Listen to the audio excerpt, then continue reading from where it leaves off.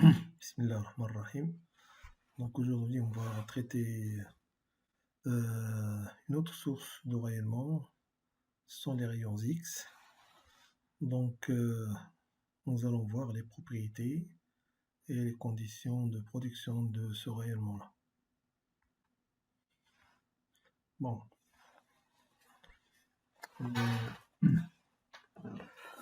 Donc le phénomène des rayons X ont été découverts accidentellement. Donc voilà. Donc nous allons voir. Voilà. Ça c'est le tube des rayons X. Voilà. 1895, Röntgen va découvrir. Elle a découvert ces rayonnements. Donc, parmi les propriétés qu'il a analysées, c'est-à-dire que ces rayonnements sont déviés ni par un champ électrique ni par un champ magnétique.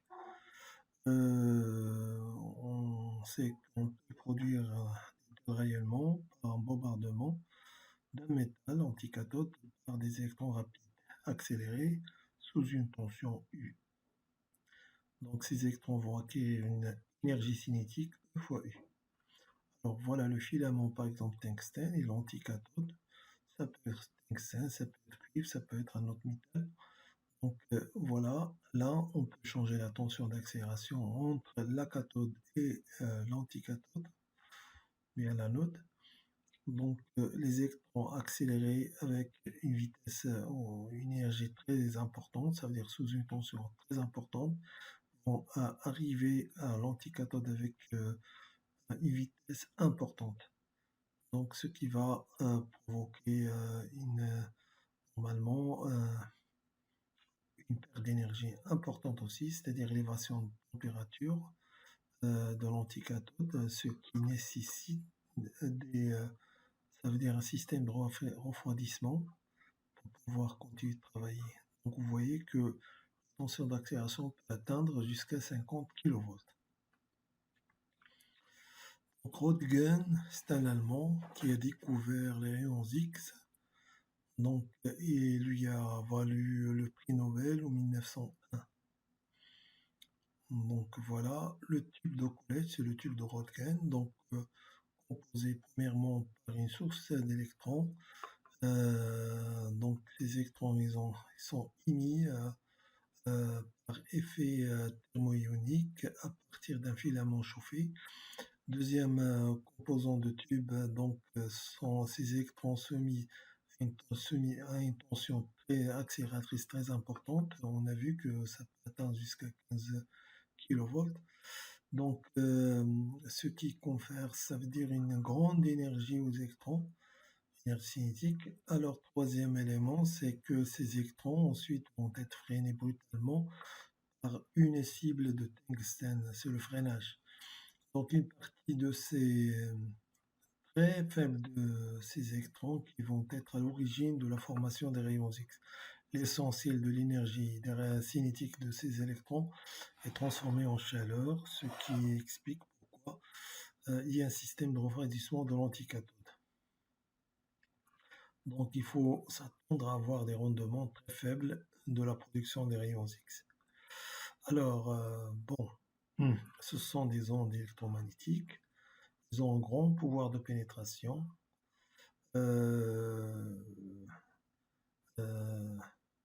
Si le milieu l'anticathode Z dense, alors c'est-à-dire avec Z élevé, plus le faisceau des rayons X sera absorbé. L'énergie du photon rayons X très énergétique peut traverser un métal. Donc ces propriétés auront des conséquences en radiodiagnostic, c'est-à-dire utilisé en médecine, en radiobiologie, en radioprotection, etc. Alors, ces rayonnements peuvent provoquer de la fluorescence. Certaines substances ont la propriété de réémettre un rayonnement différent de celui des rayons X. Donc, ce qu'on appelle les photons de fluorescence, qui dépendent du milieu où les rayons X naissent.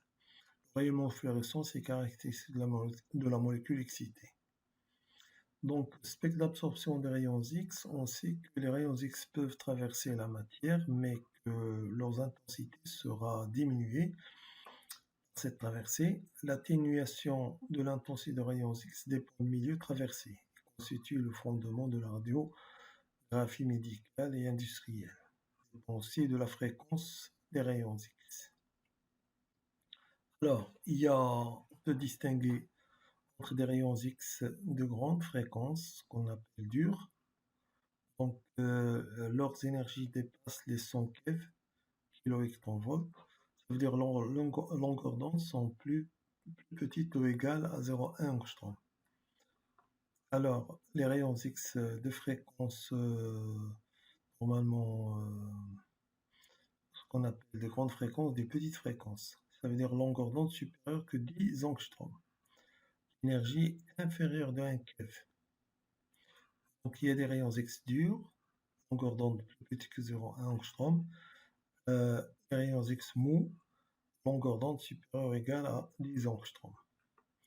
Donc, l'atténuation de l'intensité des rayons X lors de la traversée de la matière n'est pas une fonction monotone de la fréquence. Alors voilà comment mesurer l'atténuation des rayons X. Voilà, de point de vue expérimental, vous avez un tube de Coolidge, c'est-à-dire de production des rayons X. Voilà, ça c'est la cathode. L'anticathode liée à la production des rayons X. Une partie des rayons sera ça veut dire un collimateur qui va diriger une partie du faisceau vers un cristal. Le cristal ça veut dire la diffraction sur le cristal va donner une longueur d'onde bien choisie. Ça veut dire là on peut choisir des photons monochromatiques. Là c'est polychromatique, il y a plusieurs longueurs d'onde, mais là on peut choisir une longueur d'onde, ça veut dire une fréquence bien déterminée après l'interaction avec le cristal. Donc le cristal joue le rôle d'un filtre, ça dépend de θ. Donc là, vous avez des fentes aussi, et vous avez un bloc. Ça veut dire les rayons X qui vont traverser, qui vont rentrer en collision avec le bloc d'épaisseur Z, et un détecteur derrière qui va détecter l'intensité du rayonnement. Donc en changeant les fréquences, on peut mesurer l'intensité en fonction des fréquences. Donc ça, c'était des anciennes méthodes de mesure. Maintenant, ça a changé, bien sûr. On n'a plus de ce genre de choses, c'est-à-dire photomultiplicateur, etc. On a des détecteurs à barrettes, maintenant on a un certain nombre de choses qui sont très différentes pour mesurer ce genre de choses. Alors, un spectromètre à cristal joue le rôle de monochromateur, ça veut dire c'est lui qui va faire le filtre, c'est-à-dire que en recevant l'ensemble de rayonnement, il ne laisse partir que le rayonnement monochromatique correspondant à une fréquence nue particulière. Cette fréquence qu'on peut calculer connaissant la distance réticulaire du cristal, etc. A, ça veut dire 2A sinus de alpha est égal à lambda, bien cassé sur la fréquence nue. Bon, donc là c'est seulement pour vous montrer, ça c'est un réseau optique. Là aussi c'est un réseau optique. Là c'est pour normalement ça veut dire la séparation des longueurs d'onde. Ça c'est un réseau optique par transmission, ça c'est un réseau optique par réflexion. C'est-à-dire vous avez un pinceau de lumière mélangé polychromatique après l'interaction avec le réseau, c'est-à-dire ils sont séparés selon l'angle de déviation. Donc là aussi ça par transmission. Mais là pour les rayons qui sont très de longueur d'onde très petites, comme les rayons X, on n'utilise pas des réseaux optiques, on utilise des cristaux. Voilà, donc là ça dépend de l'angle de diffraction qui va donner une longueur d'onde bien précise. Et vous avez cette formule-là. Donc là, pour la lumière visible, il y a le prisme qui sépare la lumière. Là, vous avez un pinceau de lumière où on doit y avoir un mélange de longueurs d'onde. Et à la sortie, c'est-à-dire on a les longueurs d'onde séparées. Le réseau optique avec plusieurs ordres de diffraction. Et puis ça en anglais, ça s'appelle gratine. En prisme en anglais aussi. Mais en français, c'est réseau optique. Donc c'est un système dispersif. Donc regardez, il y a des réseaux qui contiennent le nombre de traits, c'est 1200 traits par millimètre. Donc le nombre de traits par millimètre, ça veut dire une relation avec le pouvoir de séparation des longueurs d'onde après diffraction. Alors, on compare ainsi que l'intensité I0 de faisceau de rayons X incident avec l'intensité I, IZ. La sortie, ça veut dire de métal, de l'épaisseur de métal. Donc, l'épaisseur Z de la matière. Donc, on vérifie que l'absorption de l'énergie de faisceau X par le milieu se fait suivant la loi exponentielle. Donc, caractéristique de phénomène au hasard. Donc, D2 sur D2 sur I est égal à moins K, etc. D2Z, et on intègre I2Z, c'est-à-dire l'intensité de la lumière après traverser Z d'un matériau est égale à I0, c'est la lumière incidente, fois l'expansion du moins KZ. K, c'est le coefficient d'absorption, et Z, c'est l'épaisseur. On mesure ainsi que le coefficient d'absorption K, caractéristique du milieu absorbant utilisé. Donc là, vous avez une photo de radio X. La première, c'est-à-dire radio qui a été prise par Röntgen, sa femme Bertha en 1880, ça veut dire que ça se trouve maintenant dans un musée en Allemagne, je pense. Donc la femme de découverte des rayons X, la femme de Röntgen. Là, par exemple, une radio récente dans laquelle on voit une radio pour le pulmonaire, c'est-à-dire numérisée, ça veut dire ça c'est numérique. Il y a une grande différence entre le début et ce qu'on a maintenant après le développement d'informatique et du matériel utilisé aussi. Donc vous avez un faisceau qui arrive, vous avez un matériau d'épaisseur X et plusieurs phénomènes qui peuvent ça veut dire arriver à la fois. Il y a d'abord des rayons X, la projection, ça veut dire. Donc là, vous avez des rayons X qui arrivent, qui ont été produits. Alors, ce matériau-là, on peut avoir la fluorescence. Ça veut dire on peut avoir aussi la diffraction des rayons X. Ça veut dire qu'ils peuvent repousser le chemin. La fluorescence, c'est quoi la fluorescence? Ça veut dire les rayons X qui vont éliminer certains électrons des couches profondes et d'autres électrons des couches supérieures qui vont le remplacer, qui vont être à l'origine de la fluorescence, ça veut dire des rayonnements monochromatiques, ce qu'on appelle la fluorescence. Donc, ce sont des photoélectrons qui ont été arrachés et la fluorescence. Alors que là, c'est le rayonnement X qui a été normalement diffracté. Alors, une partie de la lumière qui ne réagisse pas, ça veut dire qu'elle n'interagisse pas avec le matériau qui va traverser, mais l'intensité I est plus petite que l'intensité I0. Mais une chose qu'on peut constater, que les rayons X qui vont peut-être par effet photoélectrique éliminer un électron des couches profondes, d'autres électrons des couches supérieures, par exemple, ça c'est la couche K, c'est la couche L par exemple, qui va remplacer cet électron-là. Alors ce rayonnement peut, par hasard, par effet photoélectrique, arracher l'électron de la couche L, ou bien de la couche M. Alors ces électrons, on les appelle les électrons Auger. Donc, the Auger process was discovered by Auger in 1926. Donc, en 1926, donc, quand un électron de l'état L va remplacer un électron de la couche K. Donc, résultat des rayons X fluorescence est égal, HT est égal à EL moins EK.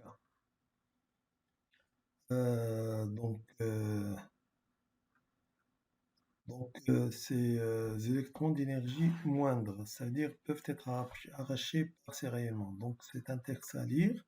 Je vous laisse le soin de le voir attentivement. Donc le phénomène d'absorption. Donc regardez, vous avez l'absorption, ça c'est la fréquence et ça le coefficient d'absorption. Quand on mesure, on trouve qu'il y a pour chaque couche, il y a des cassures, il y a des discontinuités. 5 pour M, 3 pour L et 1 pour K. Ça, c'est en fonction de longueur d'onde et c'est le même schéma, mais celle-là, elle est en fonction de la fréquence.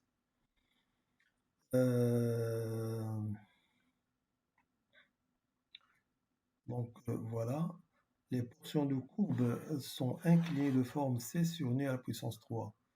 Donc sont séparées par des brusques discontinuités.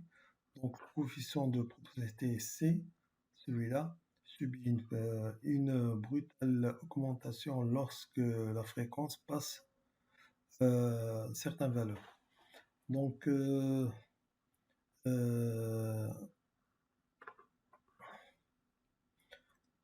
ces discontinuités, normalement, on va voir sont les effets photoélectriques, c'est-à-dire ceux des effets photoélectriques sur des couches, de sous-couches. On observe discontinuité sur la couche K, 3 sur L et 5 sur M, puis 7 sur N, etc. En réalité, l'absorption, il n'y a pas que l'effet photoélectrique, il y a plusieurs éléments qui rentrent en compétition, qui composent. Ça veut dire l'écran absorbant. Alors, le spectre sera composé de toutes les fréquences de discontinuité observées sur chacun des éléments utilisés séparément. Donc, les fréquences discontinuité sont caractéristiques des éléments chimiques, c'est-à-dire des différents types d'atomes indépendamment des molécules dont ils font partie, ça veut dire cet écran.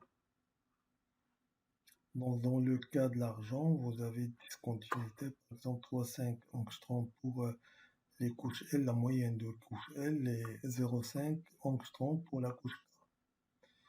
Normalement, pour la couche L, il y a 3 sous-couches, mais on donne la moyenne, ça veut dire celle du milieu, c'est 3,5 angstroms. Alors, l'absorption des rayons X peut être produite par plusieurs processus simultanément agissant en compétition. Donc, coefficient K mesuré peut être alors considéré comme la somme des coefficients partiels et correspondait à chacun des processus agissant isolément. Bon, normalement, nous, on va supposer que le plus prépondérant, c'est celui des effets photoélectriques. Chacune des fréquences discontinues apparaît comme un seuil au-dessus duquel un nouveau processus contribue à l'absorption, tandis qu'en dessous de ce seuil, ce processus particulier ne peut pas se produire. Ce seuil de fréquence en énergie est une caractéristique essentielle de l'effet photoélectrique des matériaux. Donc, question qu'on peut se poser, est-ce qu'on peut avoir aussi phénomène effet comptant? Ça dépend de la fréquence utilisée. D'accord? On a vu sur le cours d'effet comptant, l'effet photoélectrique, il y a des frontières. Ça veut dire que ça dépend de la valeur de la fréquence. On interprète ainsi que chacune discontinuité d'absorption comme étant le seuil d'effet photoélectrique. Chacune discontinuité correspond à un travail de sortie différent, c'est-à-dire l'arrachement d'électrons d'énergie de liaison différente. Alors d'abord, donc ce spectre, le rayonnement X, donc normalement est composé de plusieurs parties. Spectre d'émission des rayons X. Donc on sait comment fonctionne un tube rayons X. On bombarde avec des électrons fortement accélérés un bloc de métal appelé anticathode. Le bloc métallique devient alors source de rayons X. Le spectre continu se présente comme la superposition d'un spectre continu. Le spectre obtenu se présente comme la superposition d'un spectre continu d'un spectre de ray. Donc les rays et le fond continu du spectre s'expliquent d'une manière complètement différente. Donc le spectre des rayons X est une composition de deux spectres, ça veut dire un spectre continu et un spectre de ray. Donc superposition d'un spectre continu et d'un spectre de ray dans l'émission des rayons X. Voilà le spectre des rayons X, c'est celui-là. Ça veut dire composé d'un spectre continu, d'un spectre de ray. Si on sépare les deux, ça spectre de ray, ça spectre continu. Ce spectre continu est caractérisé par une fréquence maximale, une patate, c'est-à-dire qui augmente, qui passe par, ça veut dire une saturation, puis une descente rapide. Alors que là, vous avez vraiment des raies. Ces raies sont caractéristiques du matériau qui donne naissance aux rayons X. Alors le spectre continu. Toute charge, on sait déjà que toute charge accélérée produit un rayonnement électromagnétique, un rayonnement de freinage, ou ce qu'on appelle en allemand Bremsstrahlung, est émis lorsqu'un électron incident subit euh, lorsqu'il s'approche d'un noyau atomique de la cible une fonction électrique F, une force électrique F qui va incurver sa trajectoire. L'accélération centripète vers le centre qui en résulte provoque l'émission d'un rayonnement électromagnétique pouvant prendre la forme d'un photon X d'énergie E prélevé sur l'énergie cinétique de l'électron. Ça veut dire si vous avez l'électron qui arrive avec énergie, ça veut dire sa trajectoire a été déformée. Alors la différence d'énergie a été cédée sous forme de rayonnement électromagnétique. Donc ça c'est le photon après modification de trajectoire de l'électron qui s'approche du noyau. Donc ça c'est le spectre continu de ce qu'on appelle de Bremsstrahlung. Donc voilà, un électron qui s'approche, frôle le noyau d'un atome, et puis la différence d'énergie sera cédée sous forme d'un rayonnement électromagnétique. Donc lorsqu'on va irradier une substance avec un faisceau de rayons X de fréquence déterminée, il va absorber une partie de ce faisceau et se comporte comme, à son tour comme une source de rayons X, ce qu'on appelle le spectre de fluorescence. Le spectral de ce rayonnement permet de distinguer les photons sans changement de fréquence qu'on appelle la diffusion Thomson. Les fréquences, ça veut dire les photons avec changement de fréquence, diffusion Compton, ou bien effet photoélectrique. Rayonnement de fluorescence, proprement dit, formant un spectre de raies. Donc, pour avoir la fluorescence, il faut avoir l'effet photoélectrique, parce qu'on va arracher des électrons des couches profondes. Alors que la diffusion Thomson, il s'agit des électrons périphériques, c'est-à-dire il n'y a pas de fluorescence à cause de l'effet Compton. Il y a la fluorescence à cause de l'effet photoélectrique. On emploie le terme fluorescence chaque fois que des atomes deviennent émetteurs de rayonnement. Alors, le spectre continu, donc caractéristiques essentielles du spectre continu sont indiquées dans deux figures là, ici. Là, on n'a pas changé l'accélération, on a changé le matériau, c'est-à-dire on a augmenté Z, c'est-à-dire seulement la partie de saturation qui va changer. Alors, la valeur maximale de la fréquence maximale reste la même. Si vous changez pas l'accélération, si vous changez seulement l'anticathode, Z, vous augmentez Z, alors vous augmentez seulement la partie d'intensité. Alors que là, si vous gardez le même matériau, vous augmentez l'accélération, c'est-à-dire la partie supérieure nu max va augmenter. Alors, le spectre continu dépend peu de métal qui constitue l'anticathode. La hauteur de la courbe augmente avec le numéro atomique, donc ça c'est pas intéressant. La forme de courbe est caractérisée par l'existence d'un maximum de fréquence, dont retombée à zéro très rapide, pour certaines fréquences maximales, nu max, au-dessus de laquelle aucun rayonnement n'est émis. Donc ça dépend aussi de l'accélération qui donne la fréquence maximale. Numax est absolument indépendant du métal qui constitue l'anticathode. Donc ça n'a rien à voir avec le métal. Et ça veut dire qu'il dépend de la tension d'accélération. Donc la courbe dépend au contraire fortement de la tension d'accélération. Donc E fois U, ça c'est la tension d'accélération, est égal à H numax. Donc voilà, avec ceci, on peut mesurer carrément le rapport H sur E. Parce que la tension d'accélération on connaît, la fréquence maximum on peut mesurer sur le spectre, alors expérimentalement on peut mesurer H sur E. Donc le spectre continu, c'est un spectre de freinage. La valeur maximale, c'est le freinage brutal des électrons lorsqu'ils pénètrent l'anticathode. d'une matière brutale, c'est-à-dire alors si on arrête carrément l'électron, c'est-à-dire il va émettre l'ensemble de son énergie, c'est H nu max. Donc voilà, donc c'est toujours la même chose. Donc H nu max est égal à 1 demi V carré, c'est l'énergie totale de l'électron, c'est E fois V, voilà, E fois U. Donc tout à l'heure on a utilisé ici U, et là sur une autre photo, vous avez V et U, c'est la même chose, hein. Donc voilà, j'ai changé ici. Donc pour mesurer A sur E, ça veut dire la mesure précise de valeur du rapport A sur E se fait par cette méthode-là. Le spectre de Rey. Donc à l'opposé, à l'opposé du spectre continu, le spectre de Rey dépend essentiellement du matériau au sein duquel les rayons X prennent naissance.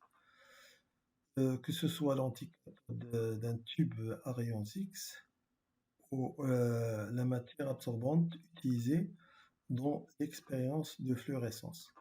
Donc, les fréquences de raies spectrales sont totalement indépendantes de la tension d'accélération des électrons dans le premier cas, ou la fréquence du rayonnement dans le second cas.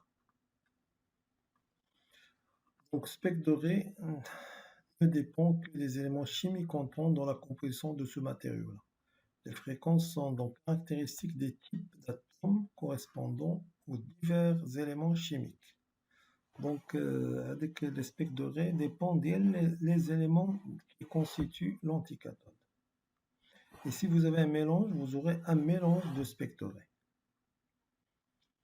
Donc, les raies, voilà, si vous avez l'effet photoélectrique couche K, ça veut dire un électron des couches L qui va le remplacer, donc est égal à CH facteur de 1 sur lambda L moins 1 sur lambda K.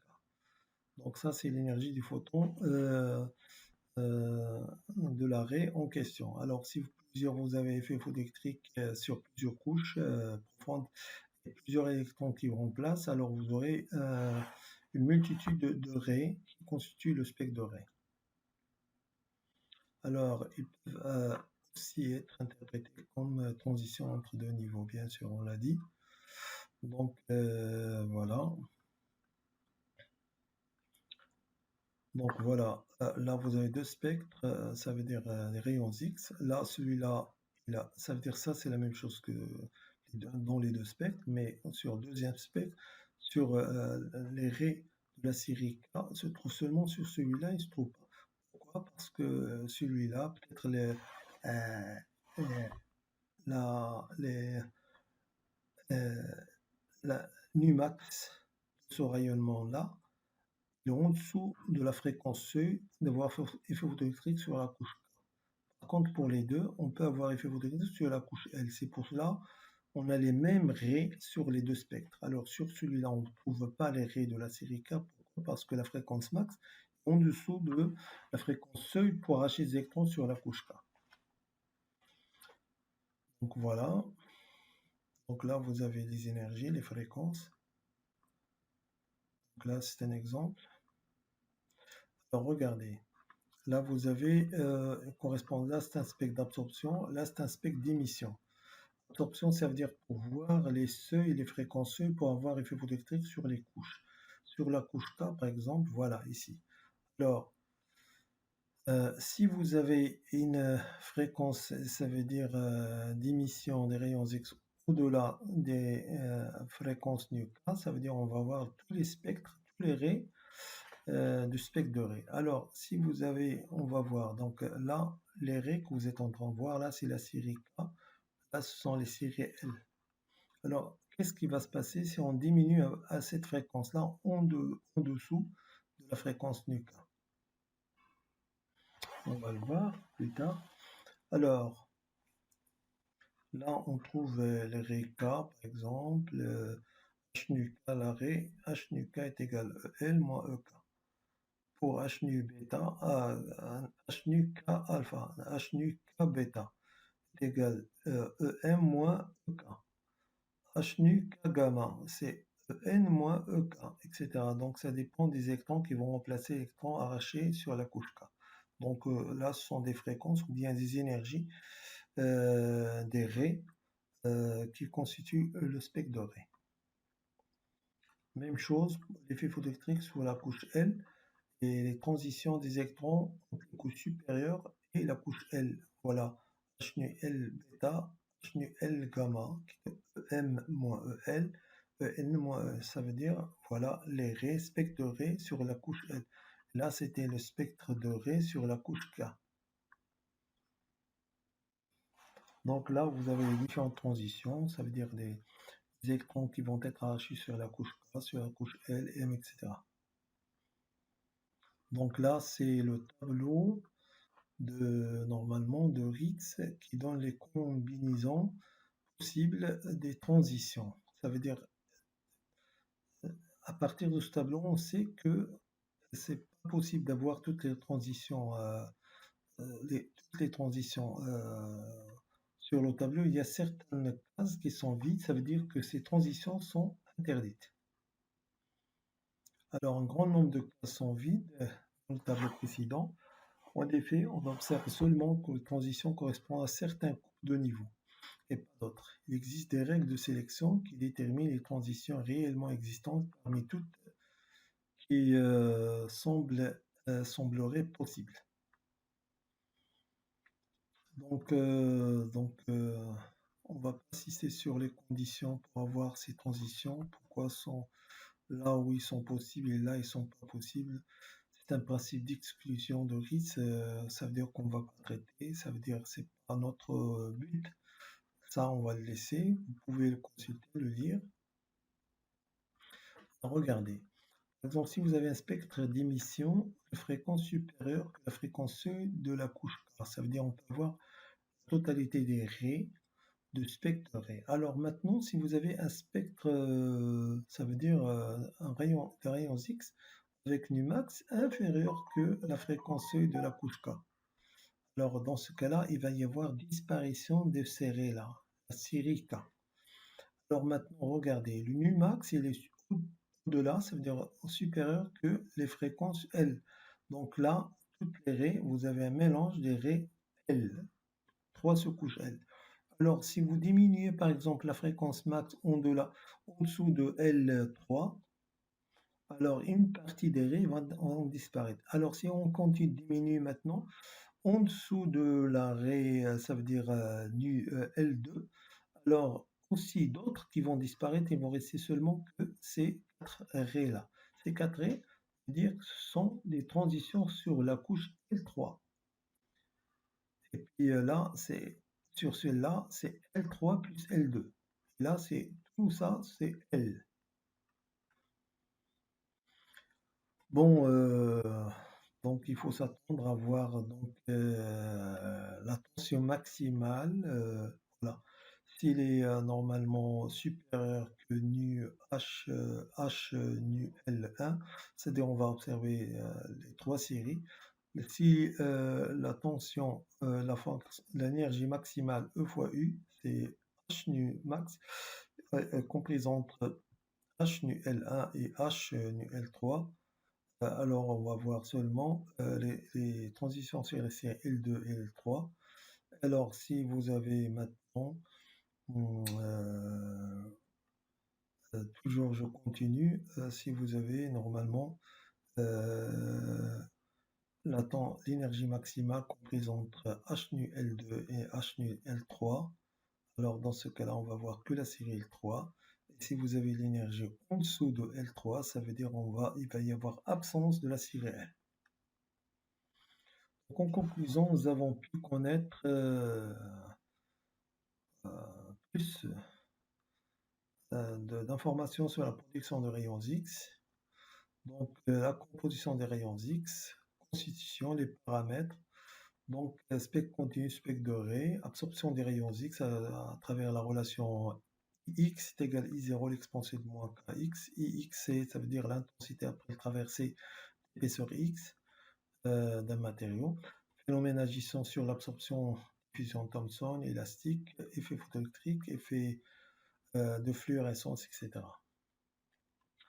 Donc merci pour votre attention et la prochaine fois. dans un autre cours sur l'infrarouge, la spectrométrie infrarouge.